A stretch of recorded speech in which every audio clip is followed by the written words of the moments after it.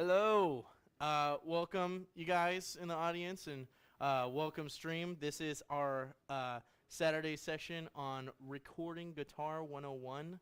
I'm Brian with Uptown, and yeah, let's get right into it. So, what are you looking for as far as a recording? Well, first, you're wanting to start with something like a workshop, specifically called a DAW. People call it a DAW. It's a digital audio workshop. There are hundreds and hundreds that you can choose from. And I usually tell people, whatever one kind of sticks to you, keep it and stick with it at that point. Some are really user-friendly, like Soundtrap. Personas is another one as well. And then you have more advanced ones like Cubase there.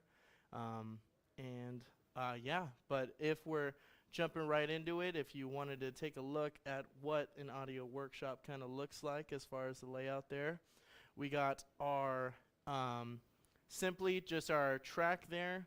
We have all of these super fancy buttons that we'll eventually use into the recording there, and then we have our volumes and effects after the fact. So yes.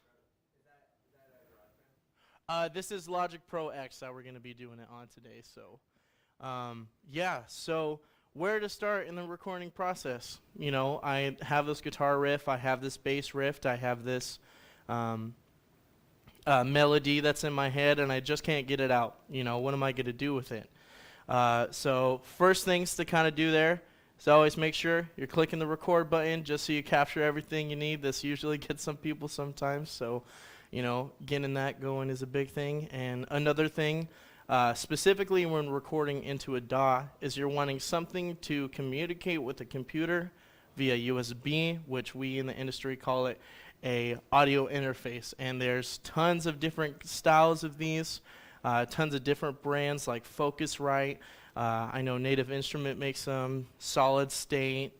There's hundreds and hundreds of different interfaces, and they all come with different preamps that initially go into the software there, and all of them just deliver a different kind of a frontal entry into the computer tonal wise, but mainly what they're trying to do is kind of get you the clean tone into the software there. So you have some famous ones like the Claret Plus and the Solo and the 2Y2 from Focus right there. You got like a UR22C from Yamaha there, and there's tons of different styles, so whatever tonally you're wanting from your recording there. Yeah. Just right off the bat, showing my intelligence here, I'm assuming you've got to have a relatively good computer, and then you load this software from somewhere, you buy it online, or? Yeah, so starting with a computer. Oh, yes. Do you mind repeating that one more time? So sorry. I'm trying to think how to in other words, to use this DAW, Mm-hmm. it has to be on a computer, Mm-hmm. and you have to get it on the computer by buying it on the computer or somewhere getting it there, and then, yeah. Exactly right. So yeah, so he was just asking there if we needed a computer that can process a DAW, and kind of what that process looks like. Correct? Yeah. So. I'm not sure what I need to start there even. So yeah, so usually it comes with a computer. What we're looking for specifically to not run into any issues like latency, which we'll talk about later. You're wanting something that has a higher buffer size. So some modern PCs or built up to spec PCs will come with higher buffer sizes to where you're not running into that kind of latency issue there. It's a really, really nice base to go off of. And then as far as going to purchasing a DAW, directly, usually through the dealers, or you can get them secondhand, like from us here at the shop. We have a couple of dealers for some specific softwares as well. Those right there, those audio interfaces come with free trial. Yep, and I was just about say that too. Yeah, this gentleman was saying that the Claret there and a couple of different audio interfaces sometimes include some free software. So do some like MIDI controllers and stuff like that as well. So, yeah. But you pretty much just download it onto your computer there, and then run the program. Some don't require Wi-Fi. Some do. Like Soundtrap is they call it a browser-specific DAW, to where after downloading it, you would need to have some sort of Wi-Fi in order to record with it. But yeah. So latency.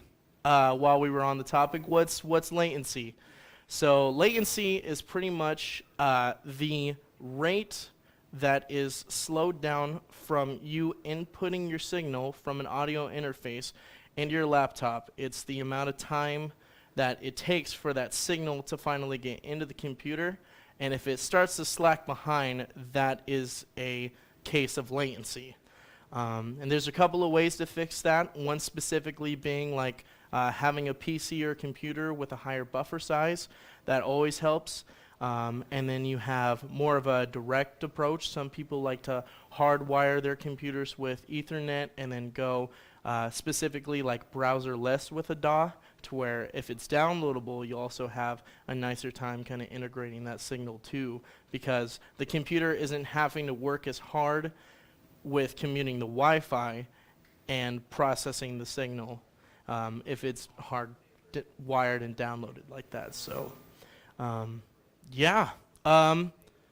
So there we go. Anybody got questions about that? Yes. I don't know if it's specifically about latency, but like when you're putting the signal in the computer from, say, like a guitar, Mm-hmm. old days. Yes. Like the amp, right? Yes. Do we still like the amp? So what this gentleman is asking is, whenever we're going to record guitar, bass, are we still miking amplifiers? The answer is yes and no at the same time. It kind of depends on the kind of approach, because there's a ton of different approaches to getting an instrument actually into a DAW nowadays. They have tons of different functions, and we're going to walk through a couple of those as well. Starting with acoustic guitar here. So I have brought with me today a AD12E. So this guy has some electronics on board. It's got the ES2 system there from Taylor that we're going to be showcasing. As you can see, we got that output jack and that battery port there because it's active. How do we get this into this is a really great question. So first initially, just like you're going from a amplifier there, we're going to go ahead and plug this guy in, and we're going to go into the interface here. So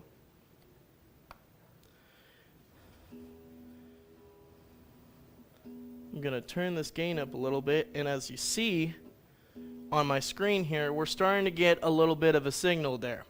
So what that's meaning is that we're getting signal, so we completed phase one. We're getting sound in through the interface and into the computer there. And the onboard controls as well are going to be a big thing when going into the DAW there. So depending on what setting you want, for right now, I'm just going to go max volume, max treble, max bass. It's not going to sound the greatest, but just to kind of showcase something there. So we're getting a signal there. We're pressing record. And then we have a couple of different settings here on the left that you're seeing. So the M right here is a mute for the track. So if we're overlaying tracks and we're wanting a specific one muted while we're doing recording, let's say you have drums on there, you have bass on there, but you're wanting to only keep drums within the loop and kind of kick the bass to the side just because it might be a little overwhelming. At that point, you would want to go to like a track and then mute it. And then this S over here is going to be our solo button, which means that the only thing that's going to run through the system there, as far as the audio that you're getting back from your headphones or the interface or the monitors if you're going out to them, is going to be only that specific track. Excuse me. So yeah. Anybody got any questions about that? So I see it's fluctuating now. So is the acoustic guitar actually picking up your voice? A little bit, yes. So in doing it this way and reducing the gain knob on our interface there as well will do that. So Just curious. Yeah. if we go to our interface here and we adjust that gain, If you were to hit record, you'd hear like muffling of his voice Mhm. through the pickups.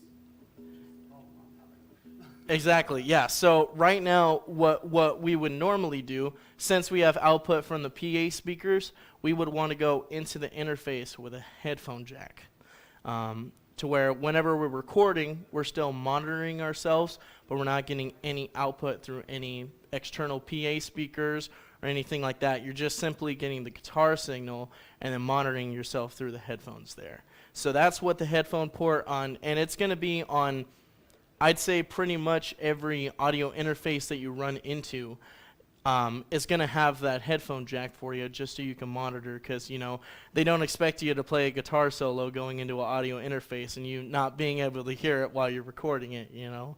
And the same goes for vocals and keyboard and everything like that too. So that's a really handy thing to have as well. So if I understand you correctly, you're saying instead of having any outside speakers going, you're just going to use headphones so that the guitar doesn't pick anything up. Yes. So if I'm thinking this is like a more kind of like at home kind of recording thing. So yes. So if we're in our, and it kind of goes for every instrument as well.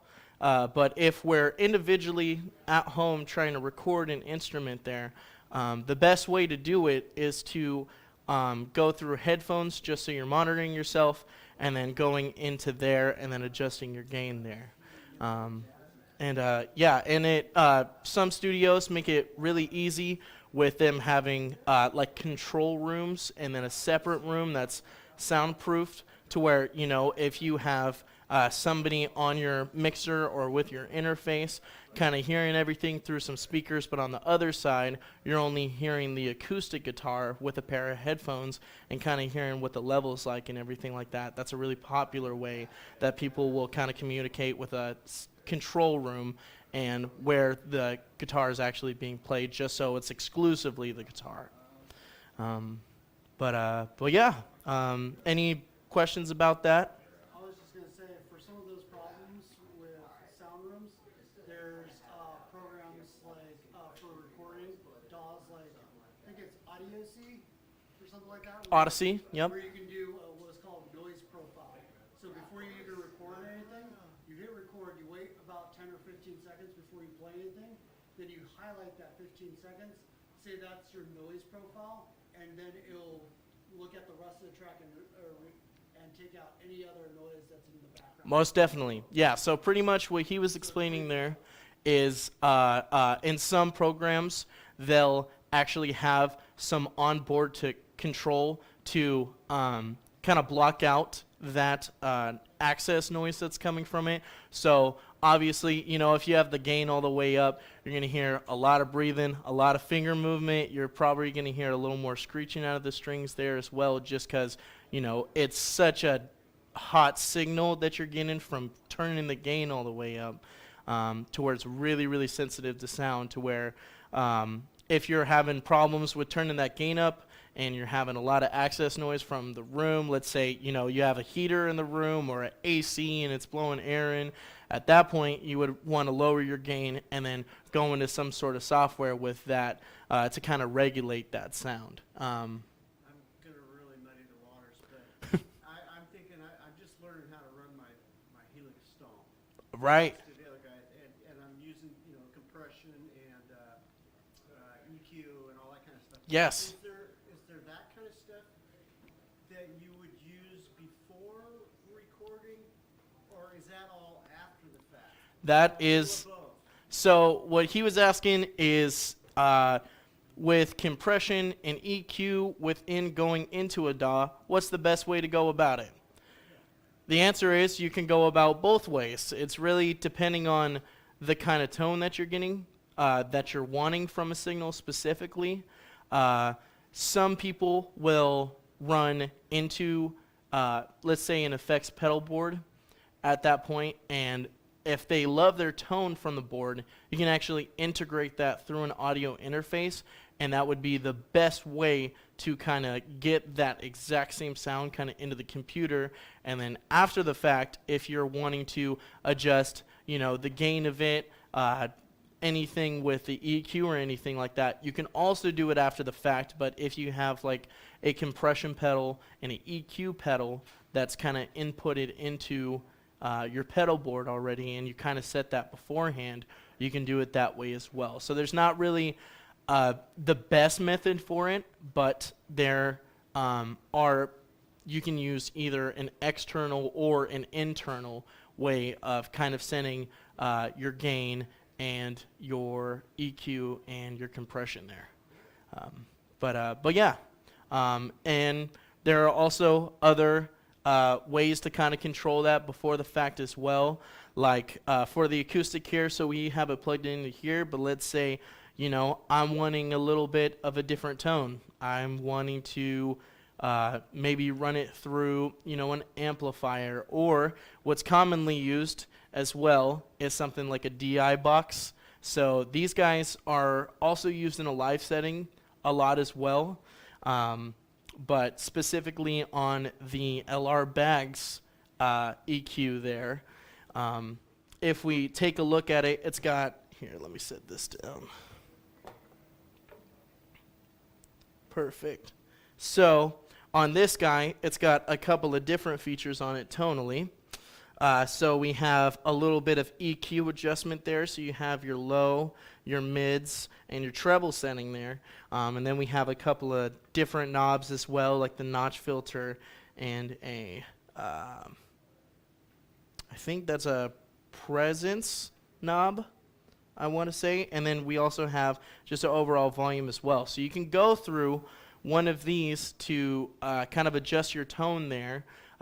Just like you would like a compressor pedal or anything like that, depending on the kind of tone that you're getting. But this specifically works really, really well in the acoustic world because acoustic guitars are normally needing a little bit of help from that notch there, just because of the feedback. But if you have headphones, you won't really have to worry about that.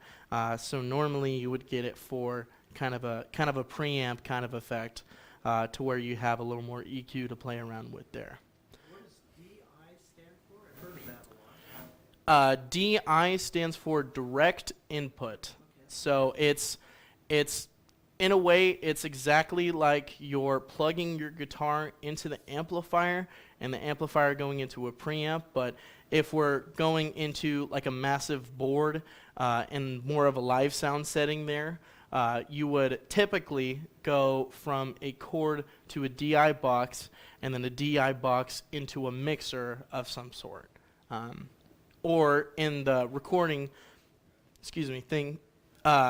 state of things, we would be going into this, running and changing the tones that we would want to run into our computer, and then going that direct input out into the interface there. So, yeah.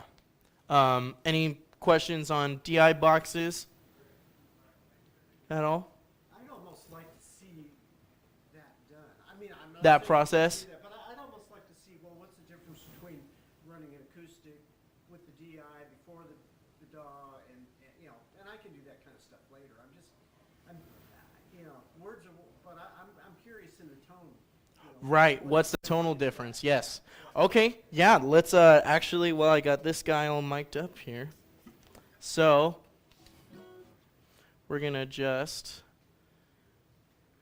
get our record button going there.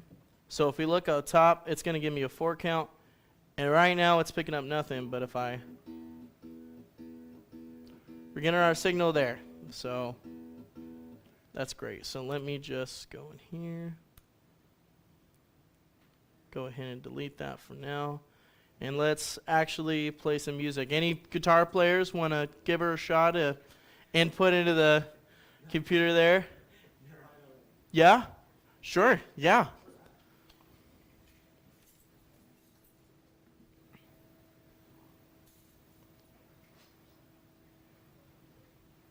Perfect. Thank you, Jeff, so much. Jeff's helping us out with the streams there, so awesome job with that. Thank you. So, if we're going in here,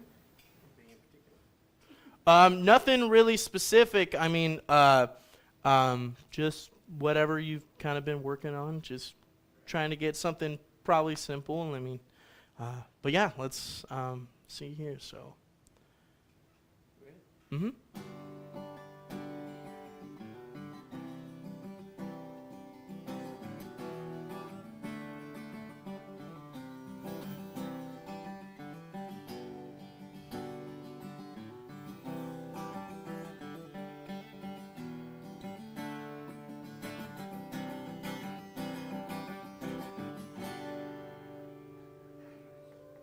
Great. That sounded amazing. So, as we're seeing on here now we have a little bit of fluctuation with the audio levels. That's all of our volume bouncing around in specific parts, depending on how hard he was strumming and how hard he was playing there. But what we did was we simply ran the acoustic guitars electronics, so the EQ and the volume there, and we just ran it clean. And as you could see, if we go into these settings here, everything's getting a little high. We got a lot of output coming out of that. Normally what I would do in this case is either lower the volume on the guitar just so we're not getting as much output into the software there, or B, we would be getting lowering the gain down on our audio interface just so we're not peaking. And that's a really important thing when recording guitar is, are my levels peaking? Are they not peaking? And talking about that, what is peaking? Peaking in an audio interface or peaking in an audio setting is you putting so much output through the signal that you start hearing a little bit of distortion. You're starting to hear a little bit of a feedback there potentially. It's just too much for the system and too much for the actual interface to kind of process, and it kind of just pops and crackles. And that's something that an audio engineer would be looking for in the mixing and master phase there, that we usually wouldn't want while recording, because we're wanting to get, the absolute best sound and then go in and tweak the EQ and adjustability of it. So that's kind of our just raw signal there that we're going and we're playing there. But if we're going through so let me set an audio track there. So if we have a separate one going, but instead we're going through a DI box, let me grab us a XLR cable there. Let's see here.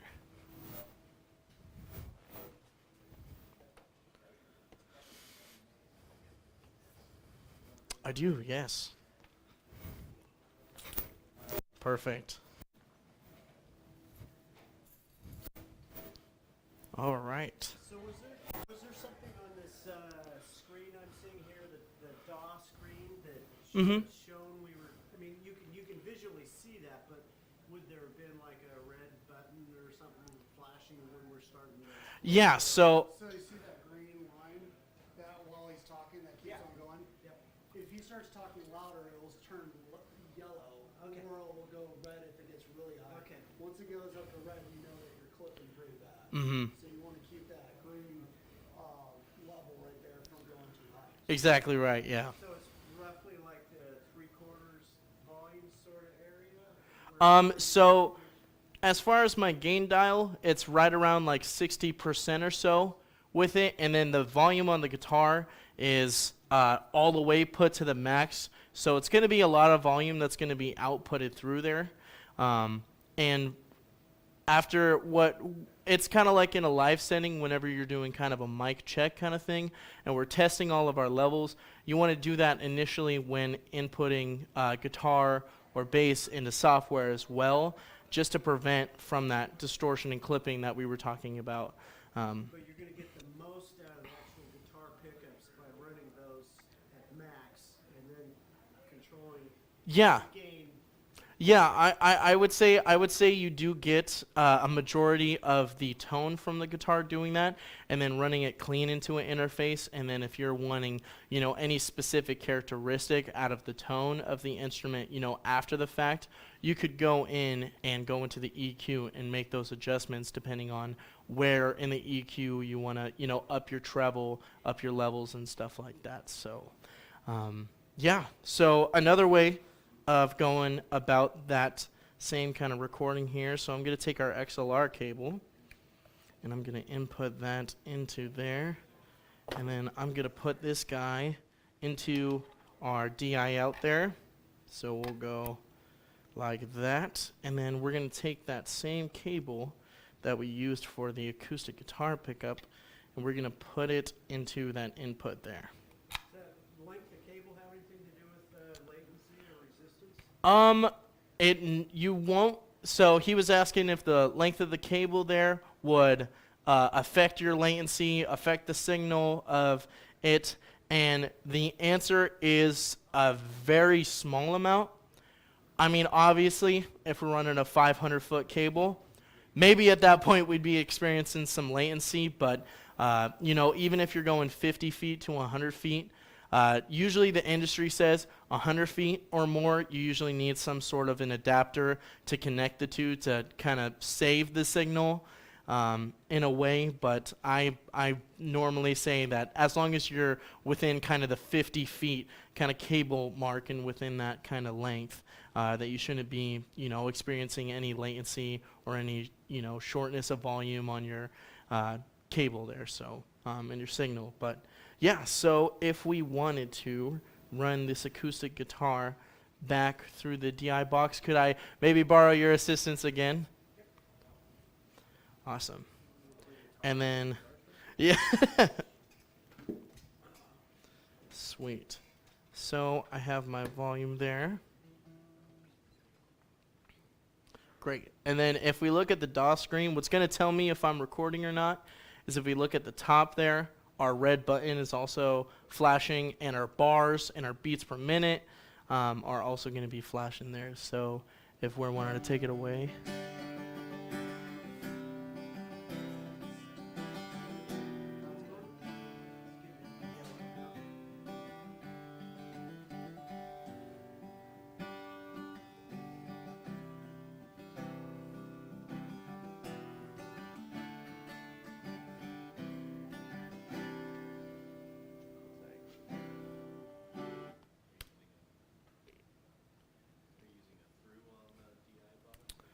We're using an input. So the reason why this guy wasn't recording is because we don't have phantom power.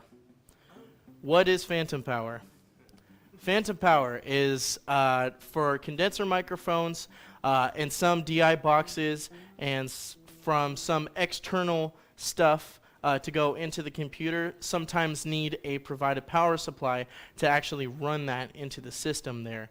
So more commonly found on like condenser microphones, such as like a Audix A131 or something along the lines of that, you would need it. And also, funny enough, our para-acoustic there, which I'm assuming it does not have a 9 volts. Let's double check this guy real quick.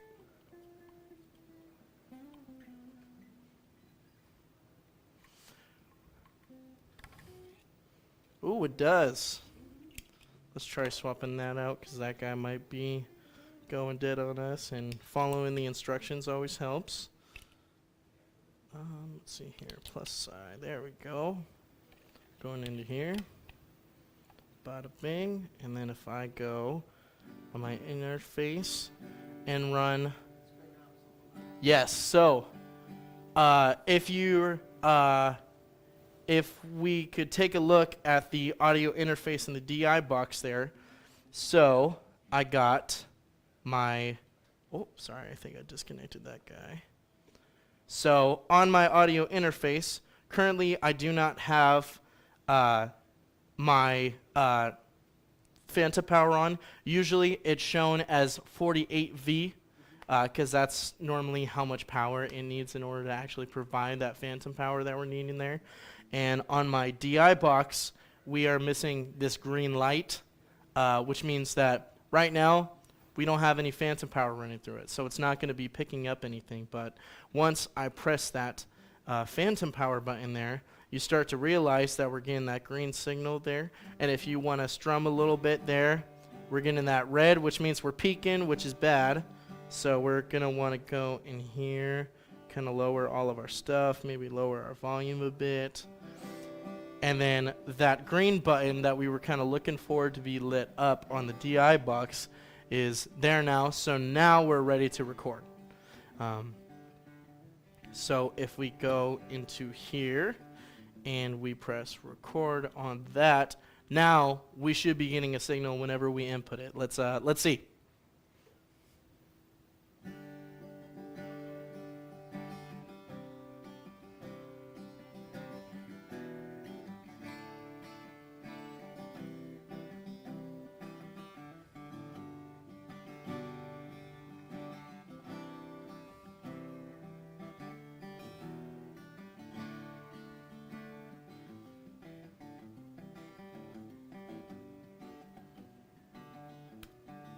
You might have to go under preferences and make sure that audio tune is set to channel, yeah. Potentially, yeah. Let's try it through this first channel here.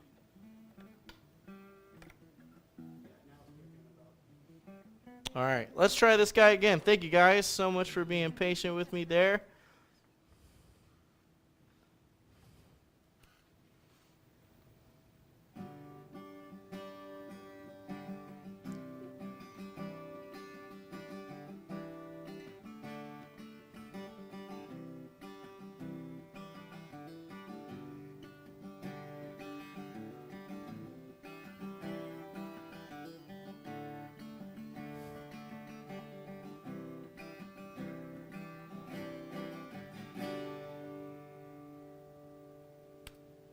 Thank you so much for that. Awesome. So, yay, we got a signal through with that. Thing that you got to look out for too, and that I wasn't looking out for, was what channel you're going through and where you're recording into the audio interface there. So I was going through that second channel instead of that first one, which is assigned in my DAW here. So that will affect what is getting inputted and what is not. So awesome. So we have these two different tracks here, one being the one that we ran the clean signal through and the other one being the one that we ran through that audio interface there. Through the DI box, my mistake. So if we go into these guys kind of separately, you see that the length of the waves of the audio file itself, they're getting pretty high up there. You're getting a ton of range, whereas in here, everything's a little more concentrated kind of in the center there, and that's where mostly whenever you're recording, you're going to want to send in that pocket. Because it's reducing you peaking, it's reducing the amount of excess noise, which is exactly what we're looking in a recording setting for. So it's kind of like a compression. You're not going to end up with like a muffled sound when you do that? So what he was asking if that was kind of a style of compression, and it's a helper to then whenever you go to mix and master, the compression actually has somewhere to go without you cutting off your signal there to where you're not just getting super, super loud in these areas. Because if we're compressing, which compressing is limiting the frequencies from a top and bottom of a signal. So let's say I got a compression and I'm wanting to get those really, really low hertz and those really, really high hertz out of my signal just to reduce it from it sounding, like super bright sounding, or if I, want it more concentrated towards kind of the mids and highs there, you would use a compression and then kind of keep that tone in a pocket. And by adjusting your gain before the fact, it helps you do that because on your wave files, whenever you go to reduce them, you're not just getting a massive signal of those areas. You're getting a moderate signal that you can then adjust internally by using EQ and something called normalization as well. which some softwares will help that, which will help you with where the audio level is, and they'll kind of regulate that and process that. So, yeah. So let's look into some EQ after the fact. What does a EQ look like in a DAW? So, as you can see here, got tons of lines, tons of symbolism up here. What does it mean? What is it doing to the tone? What are we doing here? So we have all of our different frequency bands is what they call them.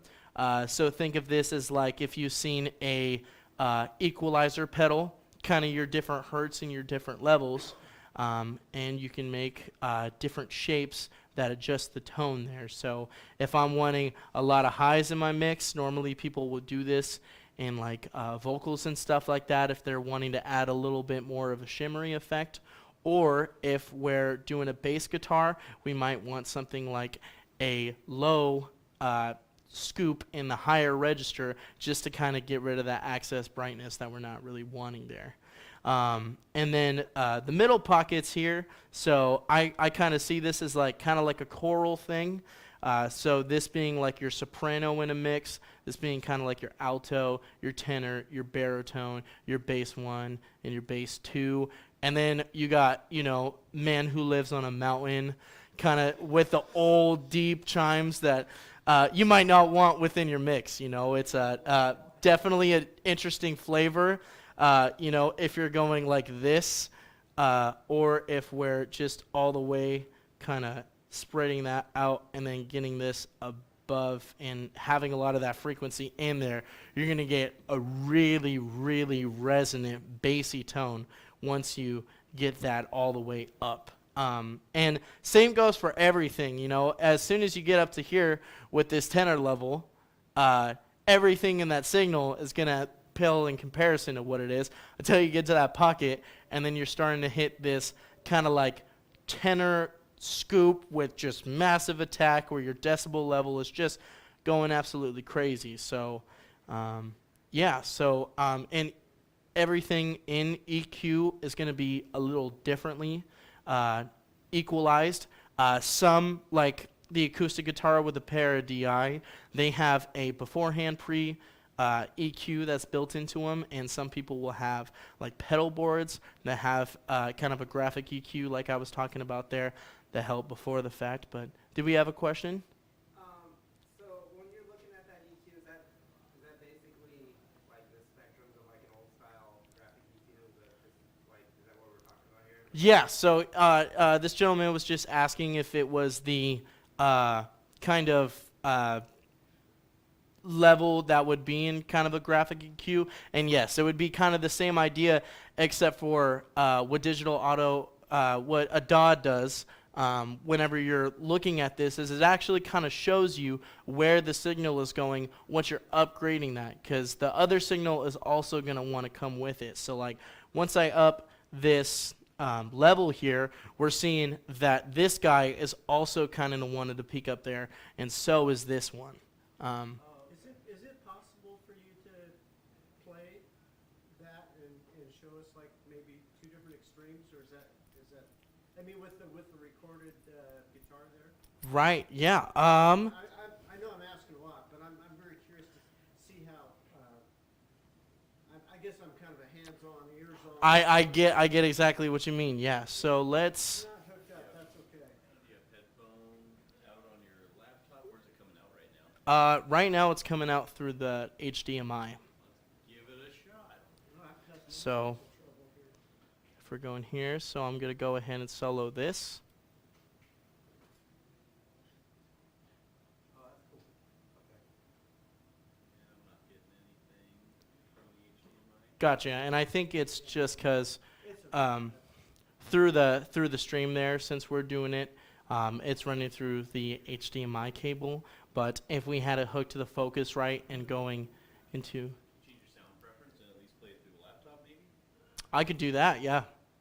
Here, let's. Even that helps out a lot though. Right, just kind of hearing that tonal difference there. So if we go into here, and then let's go the internal speakers on my laptop here. So kind of look at this first one. No? Alright. HDMI is probably just taken off. I think so, yeah. We could also go. Is it possible the DAW actually is outputting to a different device altogether? Oh, yeah, under preference for the DAW. It might have chose something else. It might that it's choose a working with. Scarlett. Let's check this out.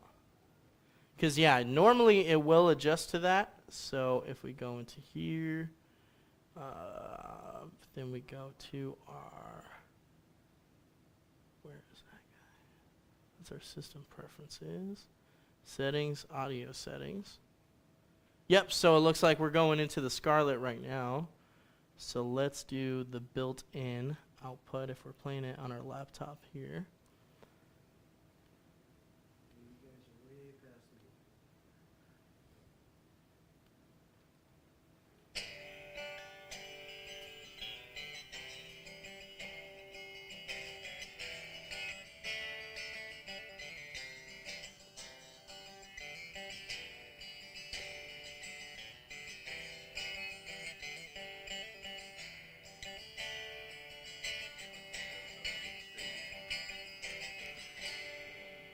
All right, and then if I go play that again, but do a little bit of EQ adjustment.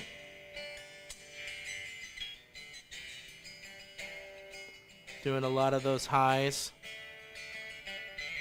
Doing that kind of jump there. Let's do a little bit of a dip here. And these can all move around in the different frequencies, but you're going to get a different tone out of all of them.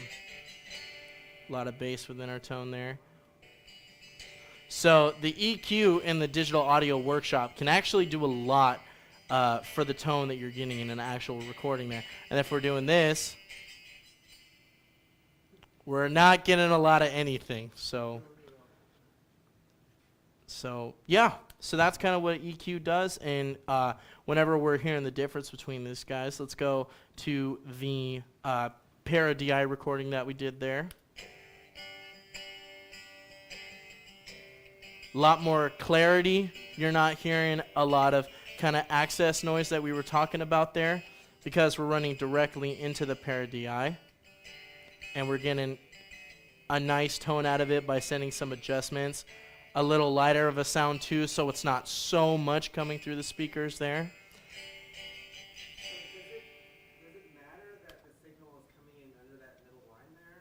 Like, you know, as I'm seeing the thing play out, like if most of those. Yeah, so he was asking under the middle line, is it okay for the signal to bounce around there? The answer is yes. That's mainly while looking at something like this and looking through our audio. Our audio is kind of showing us where it wants to go in those ranges of audio. So like right now, I have on that lower side, it's actually going up, which means that we have a ton of bass within our tone, and it's because previously in the DI box here, we had it set that way, and then we're getting a little less out of the mid and treble there. But if you're wanting to adjust your tone, you can either do it before the fact or after the fact, like we were talking about.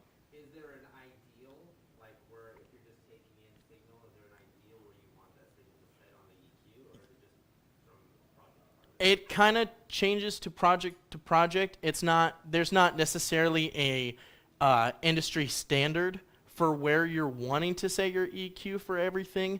Mainly what you would want to set beforehand before you set your EQ would be your gain going into the signal, just because you don't want that distortion or that peaking while you're recording into your software there. So that's where you would kind of limitate it and put the cap on it, and then after the fact adjust the tone that you're needing, whether you want trebles, highs, lows, mids, low mid, low high, all the frequencies there. So yeah, that's kind of what EQ's for, is kind of a tonal adjustment in specific areas, and you can do so after the fact or before the fact there. But yeah, so we've kind of touched on the DI box and audio interface there. What are a couple of different methods to get our guitar into our laptop? So what they're doing nowadays with multi-effects pedal units is they're also adding USB, and some amplifiers are also doing it as well. Just like the Katana 50s, the Mark IIs that they just released, that's a really popular amplifier with the USB out. And then they're doing these multi-effects pedals like the Helix. They're doing the GX100, which is new from Boss there. And then the one I have brought today being the, let me get this guy out of the box, the HX Stomp. So this is a really, really, really awesome multi-effects pedal there in the unboxing video. This is not sponsored, unfortunately. But if we look on the back of this guy there, we got, thank you for the zoom in there. So we got our USB there. And then we have a couple of inputs and outputs. So we have something called, we have a left and right. And then on our left side, we have something called mono. So I just kind of want to touch on this a little bit. A mono signal and a stereo signal. What's the difference? What's it's going to do for the tone? How does it affect sound through recording and kind of live sound there? So a mono signal is taking a signal and making it unbalanced to where you're hearing everything kind of direct through the higher register there. So if we're looking into Logic and we're going in and looking at the recording on where the waves are traveling there, we're seeing that it's touching the top and the bottom of the actual waves there, to where if we were to roll with a mono signal, it would only be appearing kind of in this top register there. And that's why you would want to roll with stereo, because stereo is a really, really good way, especially if you're doing anything with panning or anything like that. It's a really useful way to kind of move around with that. So So if I'm running out from a pedal that does do USB or does a mono stereo signal out, what would be the ideal way to do that? Would it be ideal to go USB to? So yeah, what's an ideal way to kind of run a pedal board into software, you're asking? Yeah, so there's a couple of methods of doing that. Like you were saying, USB is a really powerful way, as long as it has some sort of an interface that's built into it and is compatible with that. Like the HX Stomp, that's a really resourceful way. But if it's having a like a mono signal out, a useful way is running it into an interface. And stereo doing the exact same thing as well, and just running it through both of those channels. So like if I was running it into the Focusrite and I had like a mono and a stereo, would I just plug them both in and run it into a single port into the Focusrite? Yes. Yep. Yep. So, yeah. So that helps with kind of that stereo and mono signal there. So, awesome. And then we also have some amplifiers as well that have kind of the DI out, like the Para DI there. I brought a Rumble 40 bass amp for us today to kind of take a look at. So if we're looking on the back of this guy, we have our line out going into it, and people use this in live sound as well to go into a mixer. Yeah. And then we have a headphone setting as well going into that to kind of monitor yourself as well. But you can also do so through the interface as well. But yeah. So you would plug your guitar into the amp, yes. and then the USB out would go from there So you would be to your DAW, I guess. right. So we would be inputting our bass into the input of this guy. And then as far as our line out would be running into the Focusrite there. So that would be a really, really good method to get the actual amp with the preamp built into it and get it through our interface. And then there are some other amplifiers that I was talking about, like the Katana 50 Mark II there, that has just a direct USB signal to go into that you can actually go into here as a system preference and set as an input. Without the interface. Yes.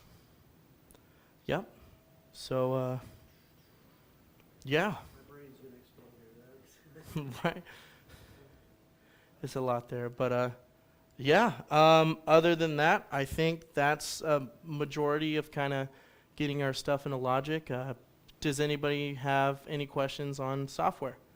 Not so much software, but another piece of hardware you could use is a load box that has a DI out for tube heads or guitar heads. Exactly. Yeah. So Tim was bringing up a great fact there on using a separate output on some tube amplifiers as well and rolling that through a DI out as well. That's a very, very awesome method of getting that into an interface and then inputting it into software there. So, And the software you use would be using IRs or impulse responses, which yeah, simulated cavity. right. Yeah, exactly right. Awesome. Yes. How do you record an acoustic guitar and a vocal mic at the same time and not have the vocal mic pick up the acoustic guitar? That is an awesome question. So the question is how do we get a acoustic guitar into our system while also running vocals through it as well? So let's say I got the Focusrite 2i2, just because it's handy, and I have an acoustic guitar and I have a condenser microphone rolling in. A big way to kind of get that single signal is having a the pickup in your guitar not being as a more like receptive pickup, like a K&K kind of style thing. But if you have something more focused, like a ES2 or like a LR Bags or something along the lines of that, and then running it through a DI box, you're going to more centrally get the sound from the guitar from underneath the saddle, which it's not going to pick up your voice as much as that point. By reducing that gain as well, you're also not getting that there. And then also going, the hard part with recording your vocals at the same time and your vocal microphone not picking up the audio, it's a difficult thing to kind of do at that point if they're in the same room, because the microphone's always is going to pick up what's in the vicinity of it. You could always, do a mix of like EQ and compression to specifically put your voice in, but you're always going to kind of get that sound from the acoustic guitar there. So at that point, I would recommend probably going, your electric guitar or your acoustic guitar, going and recording that first, and then having that track play in the background, and then potentially singing over that as well. But if you're wanting them both to be within the same signal, I might recommend going with two microphones. Doing like a i5 for an acoustic guitar is a great option, and then doing vocals with maybe an overhead compressor microphone as well. That's a really, really great way to kind of capture both at the same time, and you can all upload it into kind of one mix there. So, yeah. I have a question on the same line. Yeah. Two. One, have you ever used any of those portable like ISO boxes where it's kind of like on a stand and you can kind of put your head in and get it back? I have seen though, yeah. So this gentleman was asking if I've used like an isolation kind of box. They do make them to where you kind of put your head in kind of this like soundproof kind of dome with a microphone. So actually at that point, if you had something like that, that would help with you recording vocals and guitar at the same time without getting one or the other, because you're regulating the noise that's getting picked up from the acoustic guitar by enclosing your head in a soundproof box there. So we would be getting mostly the voice resonating into the microphone there, and then everything kind of external being just out of the sound system completely because you're boxing yourself in there. So, and you said you had another question as well? Well, I guess kind of the flip side of that is like if you're trying to do like a vocal and an acoustic like at the same time, could you just even lean into it and just kind of set up like a mic in the room? You just pick up the room with the mic and the vocal and just kind of Yeah, so you could. So he was asking, could I mic up the room that we're in with the acoustic guitar and still get it? And the answer is yeah. You can do that. What people normally will do is they'll get some sort of a condenser microphone overhead. They'll get the gain up, and then they'll kind of back up the microphone a little bit, and then they'll get kind of the wider range of the room itself there. Where you kind of got to worry at that point is if you have if you're having like thin walls at home, unless you're in a professional recording studio with soundproofing and everything like that, where it's sound treated, you might run into issues like that. But So could you record two tracks at the same time, but kind of EQ the different sections?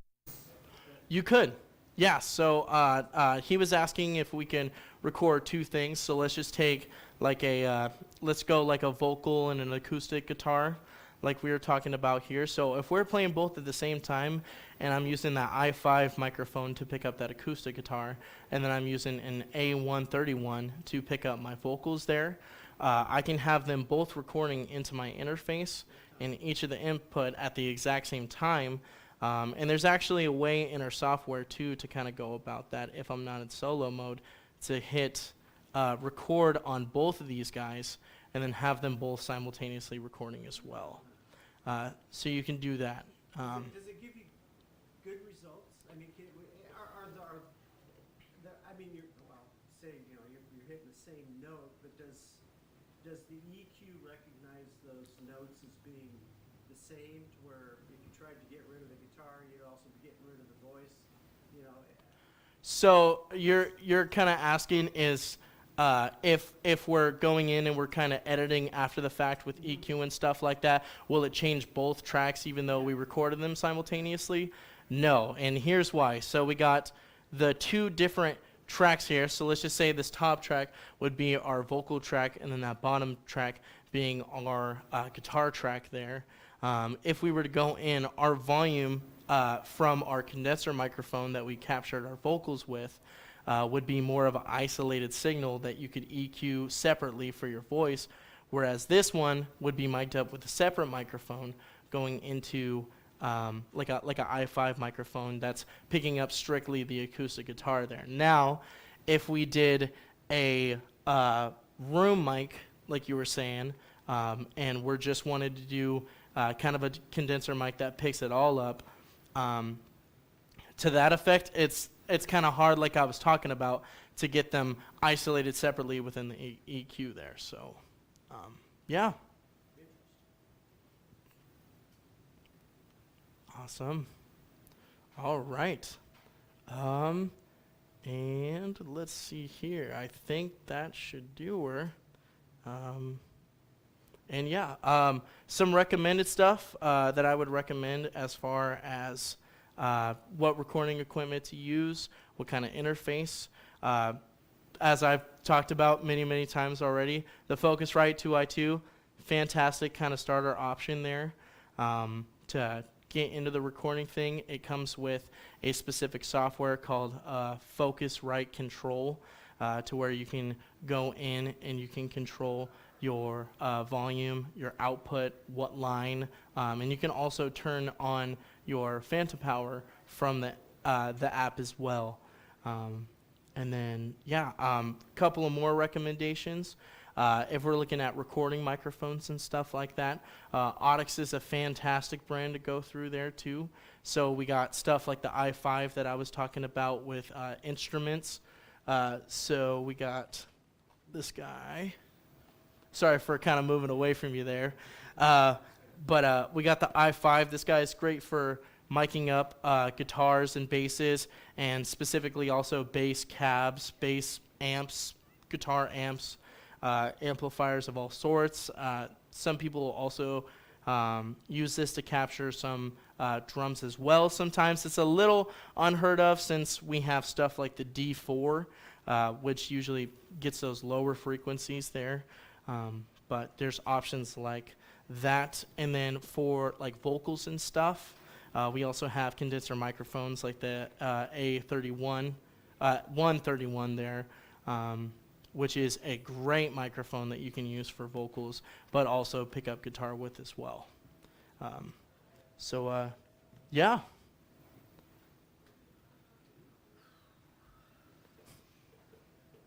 So hopefully that helps.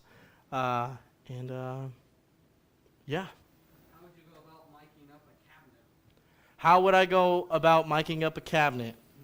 Depends. How big is this cabinet? Let's say a 112. A 112 cabinet. So a 112 cabinet, that's a pretty big speaker that's built into there. And normally what you would do at that point is getting something like a i5 mic there. And we would get some sort of a boom stand, or sometimes they have like some clip-on mics. And we would want to kind of space that out away from the amplifier just to reduce the amount of output that we're getting to the microphone. And then within our audio interface, kind of turn that gain down while still kind of keeping the levels that you're wanting from your amplifier, or the cab in this case. And then going and recording like that, and then setting the volume appropriately as well. With that. So, and there's also tons of different methods. You got stuff like, what if I want to roll a 410 cab? What if I want to roll a 612, a 818 cab? That's usually unheard of, but if you wanted to do that, a great way to do it is, some people really like getting specific condenser microphones that are built for those kind of frequencies that they're wanting to pick up, and keeping them close to a majority of the sound that's coming out of it. So normally if we have like a 410, your central tone would kind of be within the center of all of your speakers there. And if we're backing that up enough, but still getting the volume from the cab and then reducing our gain and our volume on the cab there, that's going to be the best way to kind of go about miking up a cabinet of some sort. Unless you're wanting specific frequencies out of these cabinets, out of a specific speaker. So if we're have speakers that are in there, and we have some that are specifically set for high, I might put like a pencil mic of some sort, something that might pick up those higher or mid frequencies, kind of centered towards where the center is of the speakers, however many I have, picking up that tone. And then the same kind of goes for kind of like for some speakers that have more of that lower end, more like vintage or specifically like bass kind of speakers there, and kind of keep my distance there while also recording it with something that's kind of made for that kind of frequency there.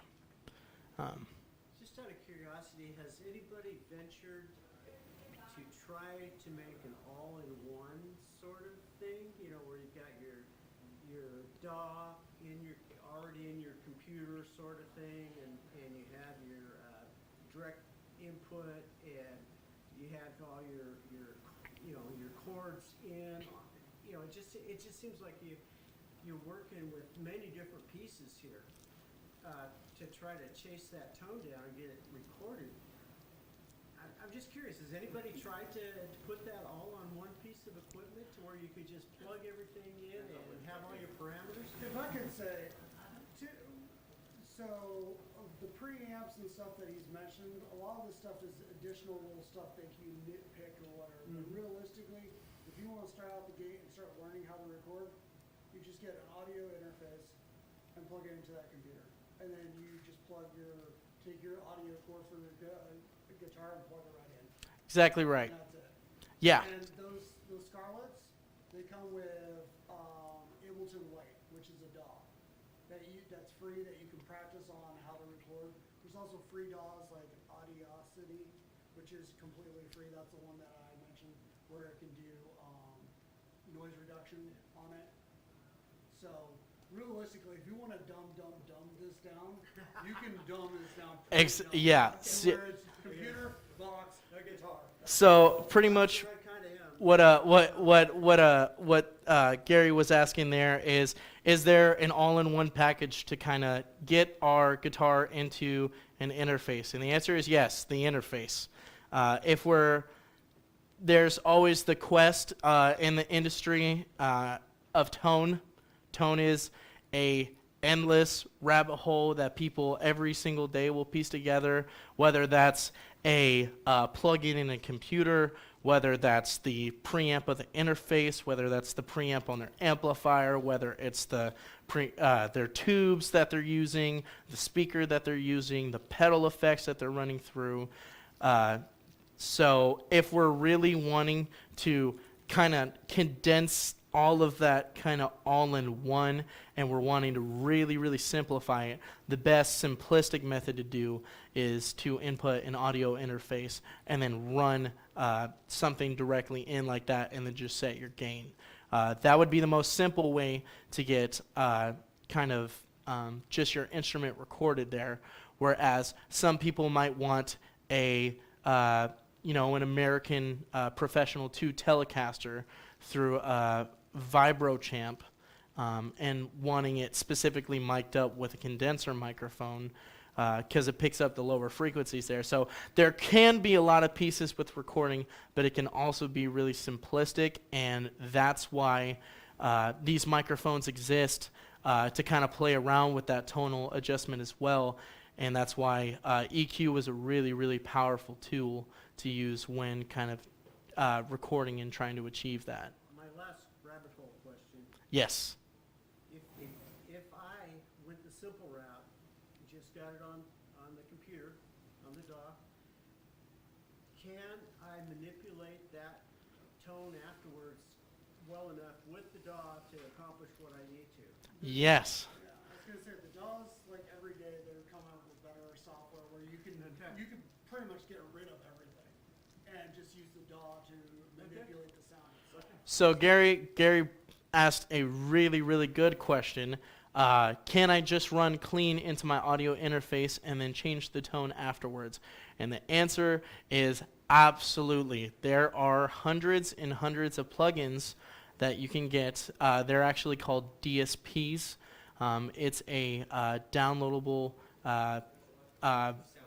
sound profile that you can get from a couple of different brands, such as like Native Instrument.